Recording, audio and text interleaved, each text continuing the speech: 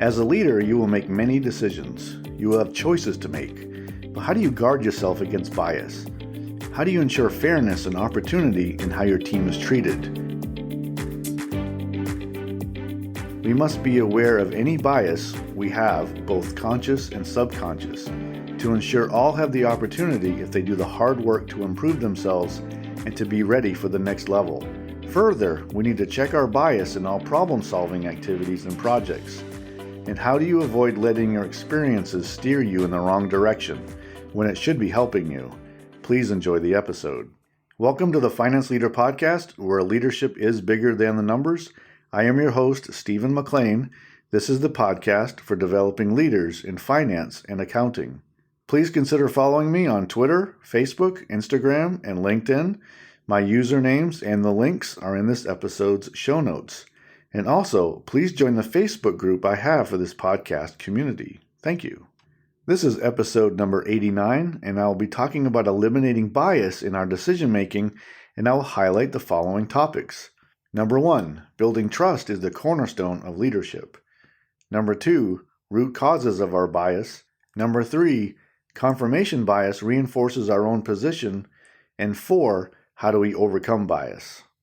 United States Supreme Court Justice Ruth Bader Ginsburg said, "I think unconscious bias is one of the hardest things to get at."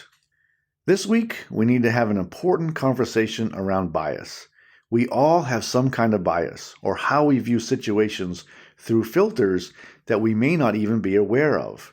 Leadership requires fairness and understanding of any bias we may have, even unconscious bias.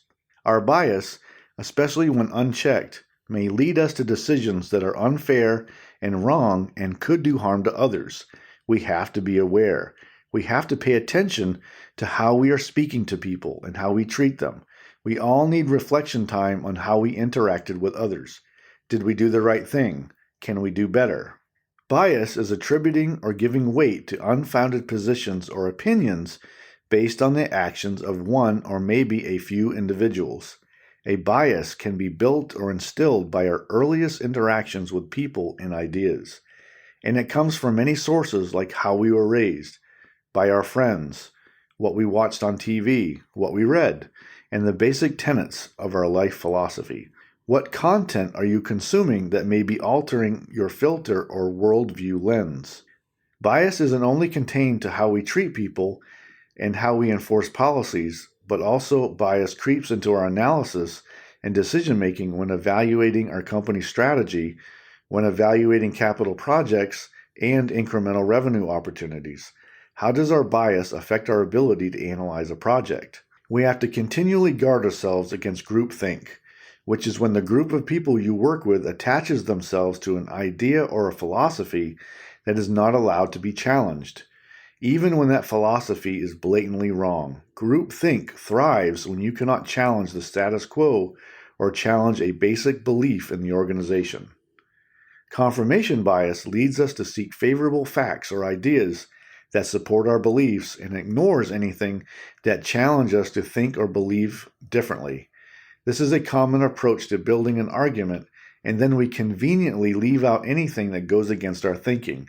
We leave out relevant facts when they don't support our argument or our agenda. Not only in leading people can we be biased, but also in our financial modeling, our projections, and how we develop our business strategy. Economic or market conditions may be different by how we believe we see them. If we don't look for opposing or challenging sources, we may lead our analysis in the wrong direction, which could lead to disaster for our company's future. Do the research and be open to being wrong about your assumptions and what facts you are using. Self-awareness in our thinking and in our actions will actually free us to act responsibly and with fairness. I often read through social media posts written by people different from me and who view the world with a different lens. It serves to help me expand my own thinking regarding issues that I am not experiencing personally or seeing issues from a place that I am not at. It's an exercise to expand my knowledge and understanding about other people who have a different viewpoint. Different does not mean wrong. Different can maybe get us all to a better place that we have not considered before. That's how we move forward. That's how we open minds and consider issues from many different viewpoints. Now let's talk about eliminating bias in our leadership and decision making. Number 1, building trust is the cornerstone of leadership. As leaders, we must be building trust immediately and constantly. Our decisions will be interpreted no matter what, so we need to have conversations, tough conversations, continually about performance and expectations. Document your decisions and assessments. Not only will this help you record what is happening, it will also help you become more self-aware of what and maybe why you are leading the way you are. Be descriptive in your documentation, and if you find that you cannot justify a decision fairly, then you may have to reevaluate your process and your mindset. When we communicate more openly and our team members see that your actions match your words, you will find that a more trustworthy relationship will develop. Number 2, root causes of our bias. Why do we have bias? Is it baked in over years? Where do we get our thought process? Well, we have several sources of how we think and how we perceive the world. It always begins to where and how we were raised and what influences we had as children. That includes parents, teachers, coaches, friends, church and after-school influences, what books we read, and what culture we were immersed in. These influences become our filters and lenses in how we see the world. What we consume also becomes who we are. So it's important to guard ourselves in what we read, what we see, and who we listen to. These influences can begin to rewire our thinking processes and how we decipher information. It is said we are the combination of our 5 closest acquaintances, and I have to ask, who are you listening to every day? What is influencing your thought patterns? Don't be afraid to make changes in your life. I have said before that you may need to change your inner circle many times in your life. It's important to be surrounded by the right people who have the right influence for you. Don't be afraid to remove people from your life. Number 3, confirmation bias reinforces our own position. How often do you feel passionate about a project or belief that you wanted to make sure you were thoroughly prepared by researching everything about it? But as you begin, you have preconceived notions about it, so you adjust your searches based on those preconceived ideas. When you begin by searching based on a preconceived notion, the information you get back will all seem to fit what you already believed to begin with, and then you confirm your initial idea. Confirmation is when we seek out information intentionally that supports our idea or position. This happens because we are filtering out anything that doesn't support what we are doing or where we are going. Additionally, our experiences may serve to limit our growth, especially when someone suggests an idea to try and immediately the thought comes to you, well, we tried that and it didn't work, or this is how we do it. So we don't want to explore new ideas. Be cautious in holding tight to your preconceived notions before you really look at the raw data, and then you may find some unique insights that you had initially dismissed. Number 4, how do we overcome our bias? It always begins with self-awareness and checking ourselves. How do we think? How do we reach conclusions? Do we go into a problem-solving situation or into a decision with a preconceived notion, or do we do the research first? Do we lay out all the facts and assumptions and maybe ask a peer or a good friend to review it? I have another important question. Are you making an attribution error? Are you blaming or pinning blame on a problem that is not the true root cause? This is when we quickly judge a situation and attribute blame when we don't know all the relevant facts. This is the danger of having preconceived notions, and even our experiences can lead us to a wrong conclusion. We need patience when we move to making a key decision. I suggest that we all be open to using a coach to address bias in our mindset. A good mentor may be able to help us too to address bias. Be vulnerable enough to allow people to challenge you in how you think and perceive the world.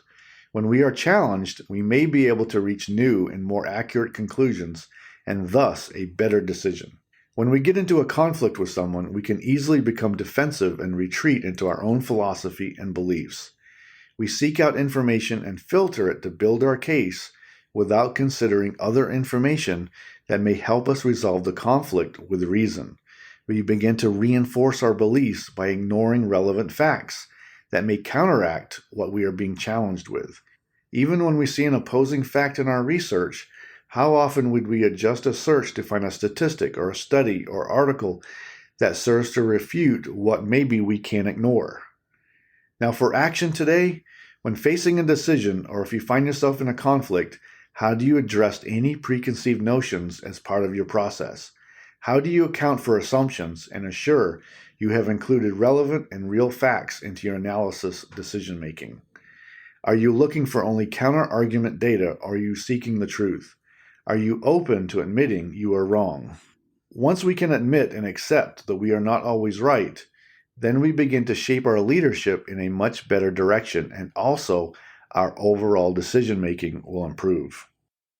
Don't forget to grab my free guide for you called the Leadership Growth Blueprint for Finance and Accounting Managers. Are you a finance or accounting professional who is also leading people, but have questions about how to lead more effectively?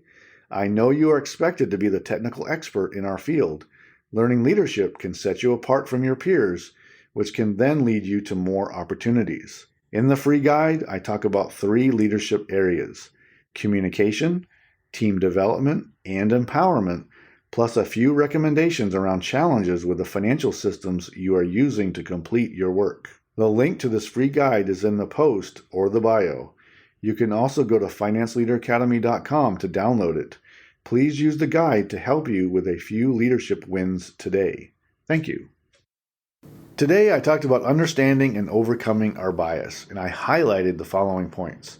Number 1, building trust is the cornerstone of leadership. Number 2, root causes of our bias. Number 3, confirmation bias reinforces our own position. And 4, how do we overcome bias?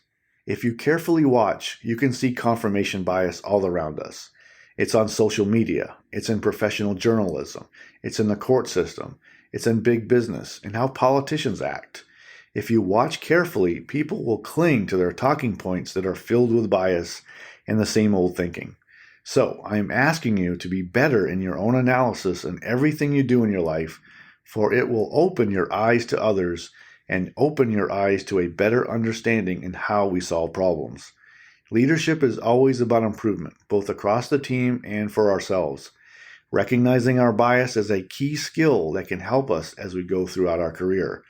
Senior leaders who can recognize, understand, and account for any bias can help build a better organization. Now a reminder, this episode is being released close to the beginning of the month, and you are probably immersed in monthly close. As you perform your close activities, how can you make it better? Has bias creeped into the process or in the analysis? I'm sure it has. Are we giving what the senior leaders asked us to do, or are we challenging the status quo? Are we seeing the same tiresome slides each month? Are we seeing analysis that provokes thinking? How can we do it better? This is what I always want you to do. How can we do this better? Next week, I will be talking about the need for new startup companies to add a finance professional early in their founding. This will add in a key leader who can help understand cash flow and profitability and bring legitimacy for future investors. I can't wait to share. I hope you enjoyed the Finance Leader Podcast. I am dedicated to helping you grow your leadership skills, to change your mindset, and to clarify your goals so you advance your career. You can find this episode wherever you listen to podcasts. If this episode helped you today, please share it with others, and please leave a quick review so that others may find the podcast. Until next time, you can check out more resources at financeleaderacademy.com and sign up for my weekly updates so you don't miss an episode of the show. And now, go lead your team, and I'll see you next time. Thank you.